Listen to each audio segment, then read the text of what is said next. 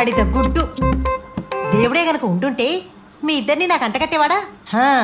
ఒకడికి ఇల్లు ఇచ్చాను, అద్దె సరే బతకమని ఆటో ఇచ్చాను, అది కూడా వేస్ట్ అయింది. నీకేమో కొట్టు అద్దెకిచ్చాను, ఒక పైసా అయినా ఇచ్చావురా? మళ్ళీ వెనకాల తిట్టుకోవడం ఒకటి. అక్క ఏంటక్క అలా అన్నావు? ఏంటి నేను నిన్ను సీరియస్ గా తిడుతున్నానా? మరి తిట్టేందుకైనా రోజుకి 2 సార్లు నీ పేరు యూజ్ చేస్తున్నాను కదా. నీ పేరు యూజ్ చేయకపోతే ఆ రోజు ఏదో పెద్దగా మిస్ అవుతున్నట్టుగా ఉందక్క. అవునక్క, ఒక రోజుకి మీరు 2 సార్లు ఫోన్ చేసి తిట్టకపోతే ఆ రోజే ఒక లాగా ఉంటుందక్క. దానికోసం అద్దె ఇవ్వట్లేదక్క. అయ్యో తట్టుకోలేకపోతున్నారా? ఏంటక్క మేము మర్యాద లేకుండా తిడుతున్నాం? అక్క అనే మర్యాదతోనే తిడుతున్నాం. అక్క అని తిట్టేసి యాక్సిడెంట్ అవ్వాలని మొక్కుకున్నావు కదా, ఏంటి అలా చూస్తున్నావు? అలా కదక్క, మీకు యాక్సిడెంట్ అవ్వకూడదని మొక్కున్నాడు, మీకు వేరేలాగా వినపడింది. ఇలా చూడు రాజా, మీరు నన్ను బాగా మోసం చేయండి, కానీ తెలియకుండా చేయండి. తెలిస్తే నా మనసు కష్టపడుతుందిరా. అందుకే నన్ను మోసం చేసి బతకడానికి నా దగ్గర ఒక గుంపు ఉంది కదా. వేడెందుకు ఏడుస్తున్నాడు? ఏరా ఏంట్రా ఏంట్రా? అర్థమైందిరా, చికెన్ పెట్టలేదనే కదా. నాకు తెలుసురా, వాడికి చికెన్ పెడుతున్నప్పుడు ఆ గుడ్లేసుకుని చూస్తున్నప్పుడే నాకు అర్థమైపోయిందిరా. గణేష్, ఏ గణేష్,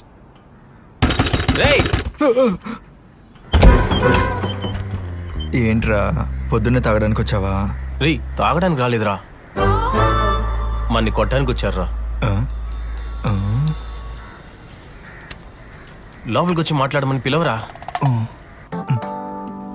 తీసుకున్న 30,000కి 30,000 వడ్డీ అడుగుతున్నారు. ఇది మీకే న్యాయంగా ఉందా? 30,000 రూపాయల డబ్బు మీ చేతికిచ్చి 60,000 రూపాయలు పెట్రోల్ కొట్టించాను, అందుకే రా ఎక్స్ట్రా వడ్డీ. పెట్రోల్ ధర పెరిగితే మేమేం చేస్తాం? మీరేం చెయ్యక్కర్లేదు, అది నేను చేస్తానులే. రేపు పొద్దున డబ్బు ఇవ్వలేదు అనుకో, తాళ తీసేస్తా.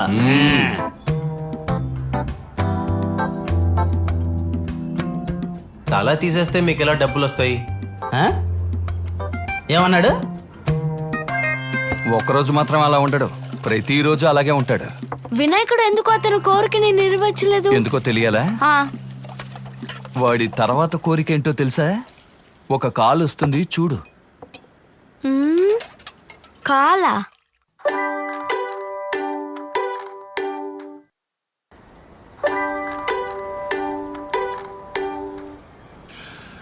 నీ పరిస్థితి నాకు అర్థమైంది, కానీ నాకు మరో దారి లేదు. నువ్వు మళ్ళీ ఇస్తావన్న ఉద్దేశంతో ఇవ్వలేదు. ఏం చేయని చెప్పు, నా సిచ్యుయేషన్ అలా ఉంది, అందుకే అడగాల్సి వచ్చింది. తప్పుగా అర్థం చేసుకోవద్దు. అరే పెళ్లి చేసేసిన తర్వాత నీకు డబ్బిస్తాను, నీకు ఎప్పుడు వీలైతే అప్పుడు తిరిగిస్తే చాలు. శుక్రవారం పొద్దున ఫుల్ అమౌంట్ మీ చేతిలో ఉంటుంది, అందులో మీరేం సందేహపడకండి. వెళ్ళి చేయాల్సిన పని చూడనా, మనం పెళ్లిని అద్దర కొడుతున్నాం. శని ఆదివారాల్లో అక్కడికి వెళ్ళిపోతాం. మల్లిక అక్కయ్యని మైకేల్ని అడిగానని చెప్పండి. తప్పకుండా. చాలా పనులున్నాయి, మరి వెళ్ళొస్తాను. నేను కాల్ చేస్తానే. ఓకే అన్న.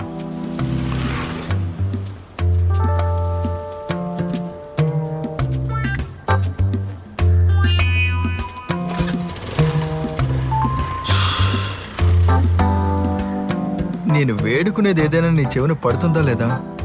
ఒక వారంలో ఎలా ఫుల్ అమౌంట్ని సెటిల్ చేయగలను? పాపం స్కూటర్లో వెళ్తున్నారు, ఏదో ఒకటి చేసి పెళ్ళిని ఆపేసి.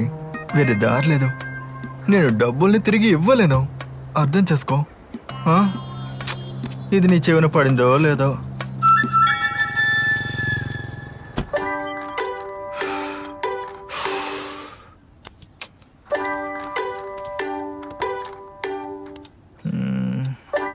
రే చెప్పరా.